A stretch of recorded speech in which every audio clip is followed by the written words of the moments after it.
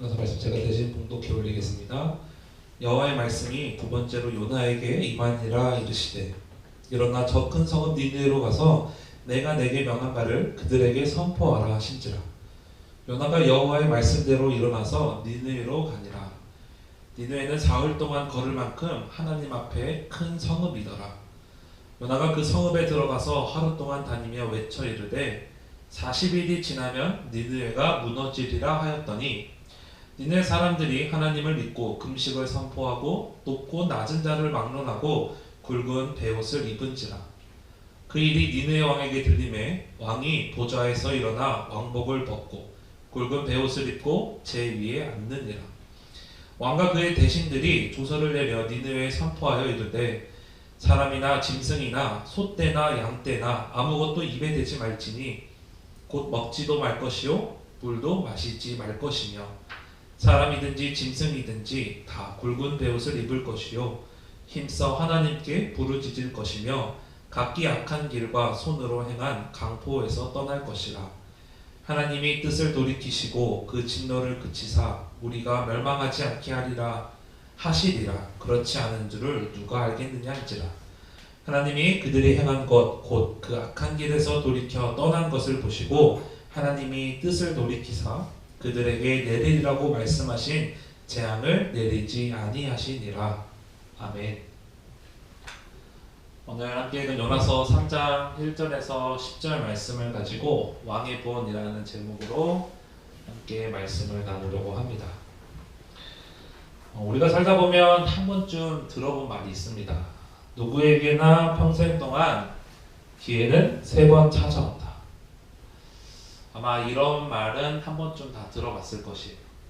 그리고 이 기회는 보통 생각하기에 뭔가 일확천금이나 보다 좀 특별한 행운 아니면 조금 특별한 사람을 만나는 것으로 생각합니다. 틀린 말은 아니죠. 인생 가운데 3번만 찾아오는 기회라면 이왕 좋은 것으로 찾아오면 좋겠고 완성된 기회로 찾아오면 더할 나위 없이 좋을 테니까요. 그러나 반대로 생각해보면 이런 기회가 3번씩이나 찾아오면 굳이 열심히 살 필요가 있을까라는 생각도 듭니다. 오는 기회 그냥 잘 붙잡아서 부자가 되고 특별한 행운을 만나 특별한 사람이 된다면 좋은 것이니까요. 만약 여러분에게도 이런 기회가 있다면 지금 여러분들은 그 기회를 붙잡으셨습니까? 아니면 지금 그 기회를 기다리고 계십니까? 건우 형제에게 3번 찾아온 기회가 있다면 지금 찾아온 기회가 있을까요? 한 번쯤은? 있다고 생각하세요? 없는 것 같아요. 아직은 발견하지 못한 상황이고. 우리 승찬이는 있을까? 3번 찾아온 기회 중 혹시 한 번이라도 찾아온 기회가 있는 것 같아요? 네, 아직은 없는 것 같습니다.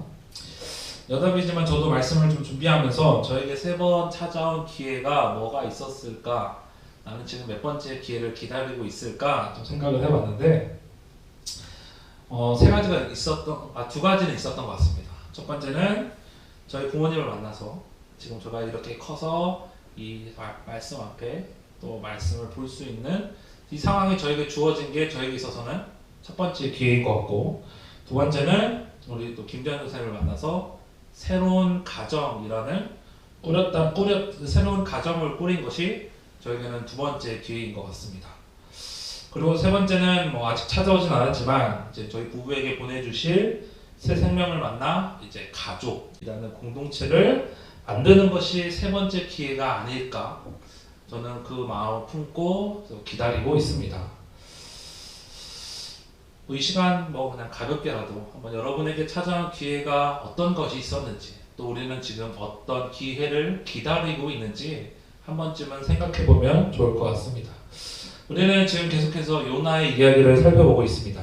요나서 1장에서는 요나의 불순종과 폭풍 속에서 그 자신의 잘못을 인정하는 요나의 모습을 살펴보았고 2장에서는 물고기 뱃속에서 그 하나님께 드리는 기도 가운데 그 요나의 그 고백이 하나님의 주권을 인정하고 우리의 그 도우심을 인정하는 요나를 발견했습니다. 그리고 그 가운데 요나는 회개했고 이제 순종으로 이어지는 장면이 기록되고 있는 요나서 3장을 오늘 우리가 함께 보려고 합니다. 오늘 본문 1절은 이렇게 이야기합니다. 여호와의 말씀이 두 번째로 요나에게 임하니라 이르시되, 인생을 살면서 세 번의 기회가 찾아온다고 하는데 요나는 지금 두 번째 기회를 맞이하고 있는 것 같습니다. 그런데 그 기회가 뭔가 특별하거나 화려해 보이진 않습니다. 본문 2절을 보니까 일어나 저 큰 성읍 니느웨로 가서 내가 내게 명한 바를 그들에게 선포하라 하신지라. 어딘가 굉장히 들어본 말씀이죠. 요나서 3장은 요나서 1장과 굉장히 비슷한 구조와 내용을 담고 있는데, 다시 말해 하나님께서는 요나에게 처음 명령했던 그 말씀 그대로 다시 요나에게 지금 되묻고 계시는 겁니다. 일어나 가서 전해라. 간단하고 명료하게 요나에게 전하고 있습니다. 이제 막 물고기 뱃속에서 나온 요나에게 하나님께서 주신 두 번째 명령은, 두 번째 기회는 느니웨를 향한 구원 계획을 진행하는 것이었어요.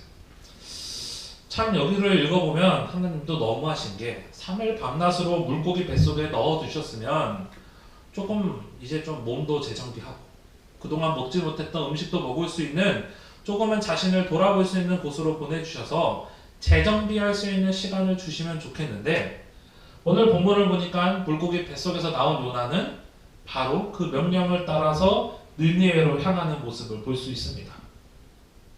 몸이 성한 데는 없는지 한 번쯤은 여쭤보아 주면 좋겠고, 괜찮냐라고, 너가 할 수 있겠냐라고 한 번쯤은 물어봐 주시면 좋겠는데, 하나님은 그런 말씀이 없으세요. 물론 하나님이 모든 것을 생각하시고 그를 물고기 뱃속에 넣어 두셨을 거고 모든 것을 책임지셨겠죠. 그래도 뭔가 한 번쯤은 말씀해 주시고 들어 주신다면 참 좋았을 텐데 하는 생각이 들기도 합니다. 그런데 이 1장에서의 보여준 그 요나의 모습과 달리 3장에서는 요나도 어떤 것을 구하지 않고 즉각 하나님의 명령에 순종하는 모습을 보여줍니다. 여호와의 낯을 피하여 도망치던 그 모습과 달리 물고기 뱃속에서 하나님께 기도하며 회개했던 요나는 하나님의 명령을 듣고 즉각 느니웨로 향합니다. 물고기 뱃속에서 겪었던 그 사건이 요나에게 굉장히 충격적이었던 것 같아요. 하나님이 요나에게 주신 기회는 또 다른 기회를 만들어냅니다. 사실 하나님께서 요나에게 내리신 이 명령은 요나에게도 기회였지만 니네 백성들에게 있어서도 하나님의 명령은 이루 말할 수 없는 축복이자 기회였어요. 니네 사람들은 요나에게 임한 이 두 번째 명령이 두 번째인 줄 몰랐습니다. 왜냐하면 첫 번째 명령은 요나가 자기 마음대로 지어버렸기 때문이에요. 니네 사람들은 첫 번째 말씀을 들어보지도 못했습니다. 그런데 하나님은 또 한 번 그 선지자 그 요나에게 명령을 내리셔서 니네 사람들에게 말씀을 들을 기회를 주신 것이에요. 만약 하나님이 이 두 번째 기회를 주시지 않았다면 니느웨 성은 또 하나의 소돔과 고모라가 되고 말았을 것입니다. 그러나 하나님은 심판의 말씀이 이미 임한 줄 모르고 살아가는 그들에게 다시 한번 그 심판의 메시지를 전달해 주심으로써 생각을 돌이킬 수 있는 기회를 주셨어요. 사람이 자기 자신에 대해 진지하게 생각할 기회를 얻는다는 것은 대단히 중요한 일입니다. 그런데 거의 대부분의 사람들은 자기가 어떤 사람인지, 자기가 자기 앞에 기다리고 있는 일이 무엇인지 진지하게 생각하려 들지 않아요. 오늘을 살아가는 청년들에게 있어서 문제점은 자신들을 진지하게 살피지 못한다는 것입니다. 진지해지는 것을 굉장히 두려워해요. 그래서 어떻게 해서든지 뭔가 진지한 분위기를 피하려고 하고 말도 안 되는 그 농담들을 통해서 그 분위기를 깨려고 합니다. 그 분위기를 피하는 것을 최우선으로 둡니다.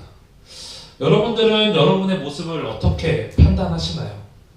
요즘 유행하는 심리 테스트 같은, 방금도 우리 승민이가 하나 추천해줘서 해보니까 청담이었나요? 청담이라고 합니다. 거기서 살라는 건지 아니면 거기 사는 사람들이 그렇다는 건지 모르겠지만 제가 청담에 속한 사람이라고 합니다. 뭔가 우리는 그런 심리 테스트를 통해서 또는 뭔가 다양한 검사나 결과들을 통해서 내가 누구인지를 판단하는 게 요즘의 추세 아닌 추세인 것 같아요. 보통은 이제 우리가 내가 누군지, 내가 어떤 사람인지 판단하는 근거는 되게 남들의 말에 의해 판단되어집니다. 내가 남들이 하는 말을 통해서도 남들이 보는 나의 모습을 통해서 나에게 저런 모습이 있구나를 발견하기도 하고 짐작하는 것이죠. 근데 문제는 남들이 보는 나의 모습이 정확하진 않다는 거예요. 남들이 보는 그 나의 모습이 100% 나의 모습이라고 할 수 없고, 상황에 따라, 분위기에 따라, 감정에 따라 달라지는 모습들을 보면서 또 처음 보는 사람은 그게 나의 본 모습이라고 생각하기도 하죠. 그래서 더 심각한 것은 이렇게라도 내 모습을 발견하지 못하는 사람들이 있다는 것입니다. 때론 누군가를 통해 내 모습을 발견하기도 하지만 그게 말씀이든 평범한 사람의 조언이든 누군가가 내 옆에서 조언해주고 충고해주는 사람들이 있지만 그 있음에도 불구하고 내 자신을 발견하지 못한다는 것이 더 큰 문제라는 것이에요. 오늘 하나님은 니네 사람들에게 이 기회를 다시 주시기 위해서 요나를 2번 괴롭히는 것과 같은 모습 속에서 말씀하십니다. 니네 사람들은 지금까지 죄를 짓고 사느라 다른 나라 백성들의 물건을 약탈해 오느라 자기 자신에 대해 생각할 시간이 없었어요.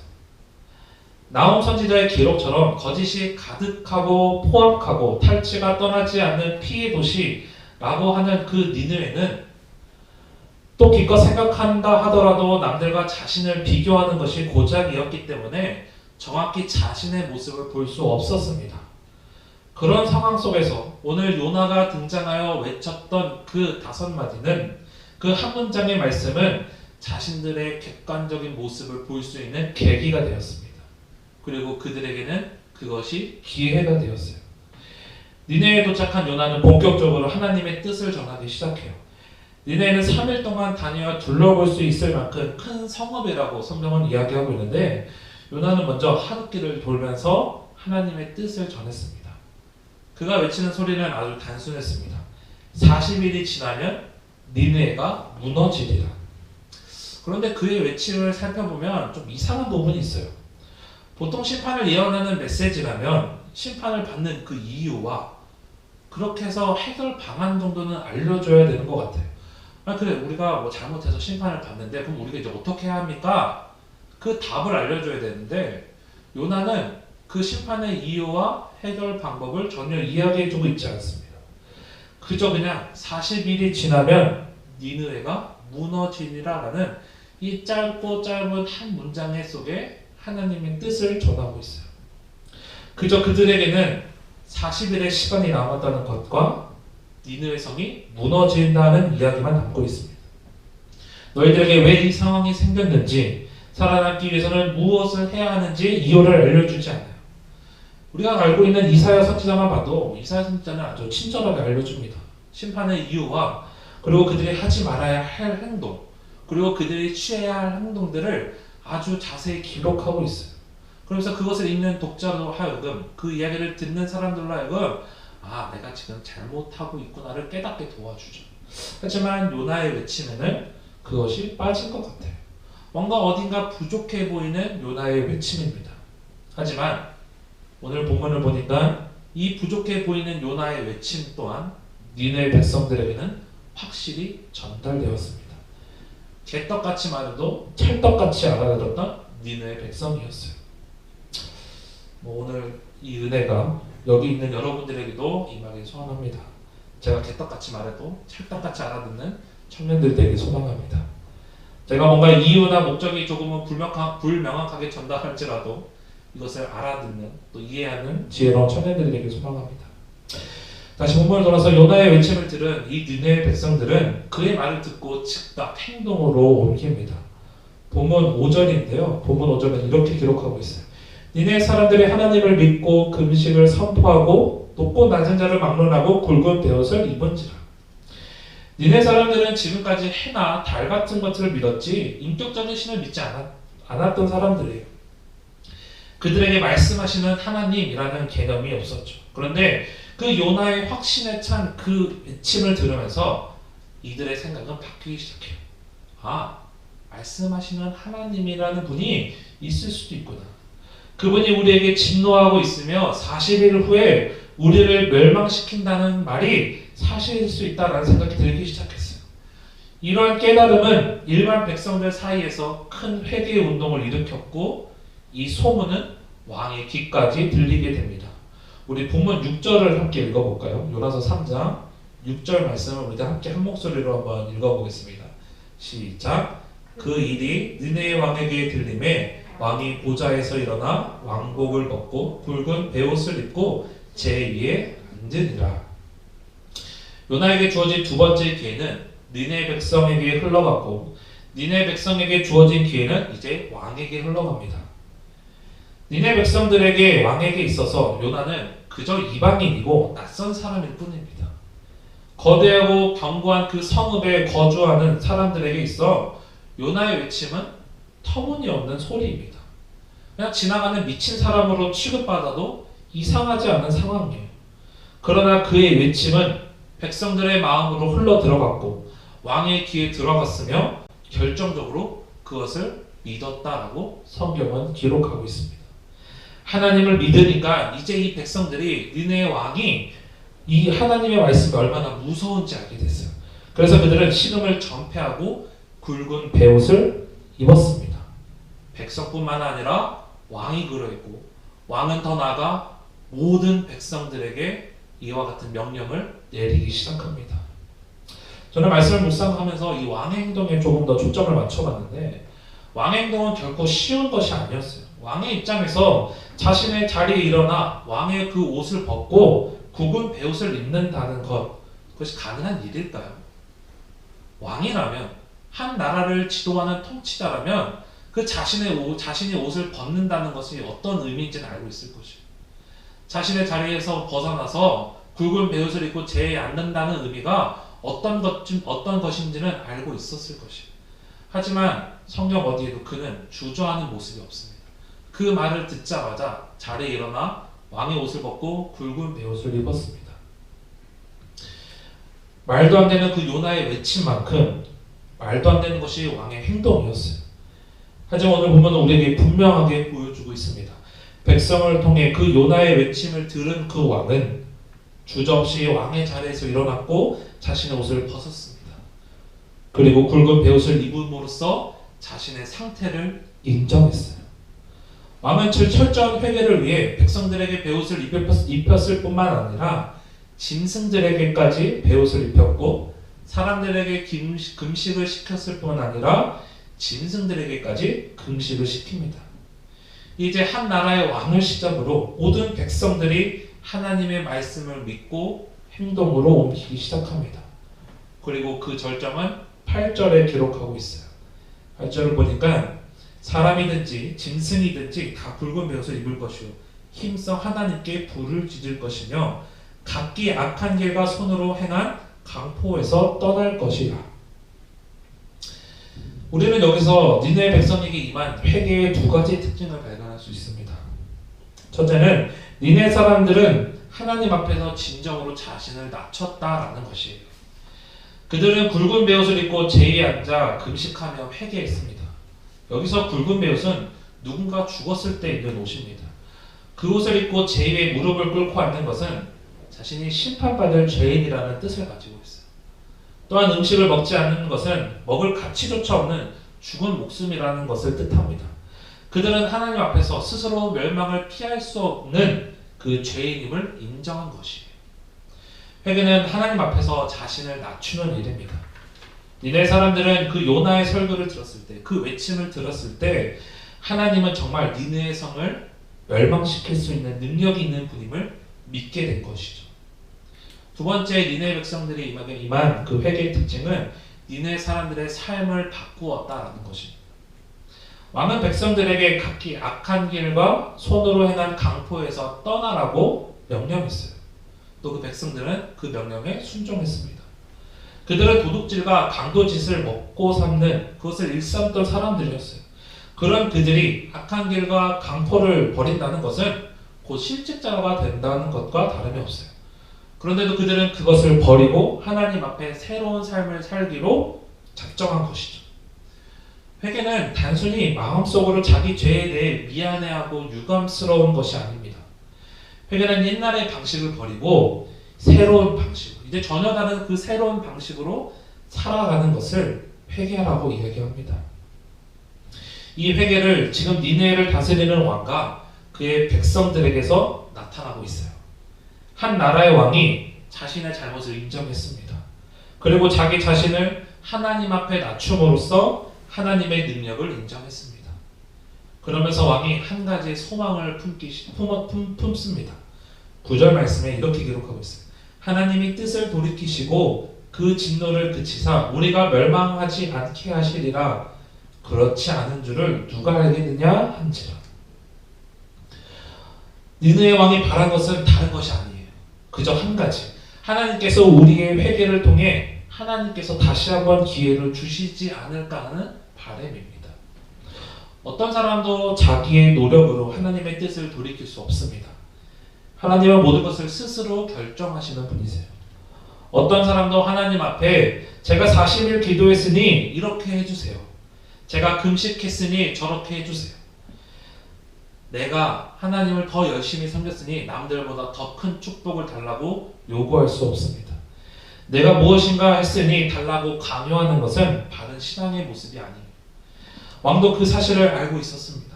그래서 왕은 우리가 이렇게 짐승들도 굶기고 함께 베옷을 입었으니 용서해달라고 하지 않아요. 용서해주지 않으면 모든 책임을 하나님께 떠맡기겠다고도 얘기하지 않아요. 그저 우리가 할 수 있는 그 최선 속에서 하나님께 변화된 모습을 보이자. 그러면 하나님께서 궁일이 여기실 줄도 모른다는 그 생각과 믿음 속에 왕은 고백합니다. 하나님은 자신을 낮추는 자를 그냥 지나치지 않으십니다. 하나님을 바라보는 자를 공경에 내버려 두지 않으세요. 그래서 10절은 이렇게 기록합니다. 하나님이 그들이 행한 것, 곧 그 악한 길에서 돌이켜 떠난 것을 보시고 하나님이 뜻을 돌이키사 그들에게 내리라고 말씀하신 재앙을 내리지 아니하시니라. 니느웨 사람들에게 40일의 기간은 자신들의 변화한 모습을, 그 변화된 모습을 하나님 앞에 보여드릴 수 있는 기회였어요. 하나님은 그 기간에 그들의 악한 길에서 떠난 것을 보시고 작정하셨던 그 심판을 취소하십니다. 하나님 앞에서 생각할 수 있는 시간이 있다는 것이 얼마나 감사한 일인가요? 진노하신 그 하나님 앞에 나의 그 변화된 모습을 보여드릴 수 있는 시간이 있다는 것. 그것이 하루든 이틀이든 일주일이든 그 보여드릴 수 있다는 시간이 있다는 것 자체가 얼마나 감사하고 축복받은 일일까요? 니느웨 성의 그 회개는, 니느웨 백성들의 회개, 그 왕의 회개는 한 선지자로부터 시작되었습니다. 하나님이 요나에게 주신 그 두 번째 기회는 요나뿐 아니라 니느웨를 변화시키는 계기가 되었어요. 그 하나님의 기회는 요나뿐 아니라 니느웨 백성과 왕에게도 전해졌고, 왕이 선택한 그 하나님의 기회는 심판이 아닌 회복의 날로 변화시키는 믿음의 본이 되었습니다. 하나님은 우리에게도 두 번째 기회를 주십니다. 아마 이미 주셨을지도 모르겠어요. 우리는 이 기회를 반드시 붙잡아야 할 줄 믿습니다. 오늘 하나님이 나의 부족함을 보여주시고 하나님 앞에 기도할 마음을 주셨다면 즉시 행동으로 실천해 보길 원합니다. 혹시 하나님이 말씀을 통해 나를 돌아보고 하나님께 순종하는 그 마음을 주셨다면 지금 당장 삶으로 나타내기를 원합니다. 우리의 작은 실천과 이 행동들이 또 다른 누군가에게는 하나님을 만나고 돌이킬 수 있는 기회로 역사할 줄 믿습니다. 자신을 제대로 발견하지 못하고 살아가는 사람들, 죄의 심각성을 깨닫지 못하고 살아가는 사람들에게 여러분의 외침은 죽음이 아닌 생명의 길로 연결되는 믿음의 고백이 될 줄 믿습니다. 험한 세상을 살아가는 가운데 정말 죄가 판을 치고 세상에 악한 것이 당연해지고 당연하게 여겨지는 것 같이 보여지는 이 세상을 살아가는 가운데 우리 주의 청년들이, 하나님을 믿고 따르는 청년들이 그 믿음의 본이 되길 소망합니다. 내게 주신 그 마음과 그 말씀과 찬양, 예배하는 그 일들의 시작들을 통해서 우리 안에 주어지신 그 기회를 붙잡고 세상 가운데 선포하는 저와 여러분들이 되기를 소망합니다. 세상이 보기에 작은 일일지라도 하나님께서 사용하신다면 그 안에 하나님의 뜻이 있다면 분명히 세상을 변화시킬 그 능력과 믿음이 우리 안에 있을 줄 믿습니다. 이번 한 주도 주님의 말씀을 기억하면서 주님과 동행하면서 이 요나의 그 외침과 이 기회를 붙잡은 니느웨 백성과 왕의 모습들을 통해서 변화될 그 세상을, 이곳에 임할 그 하나님의 나라를 꿈꾸며 살아가는 저와 여러분들이 되기를 주님의 이름으로 간절히 소망합니다.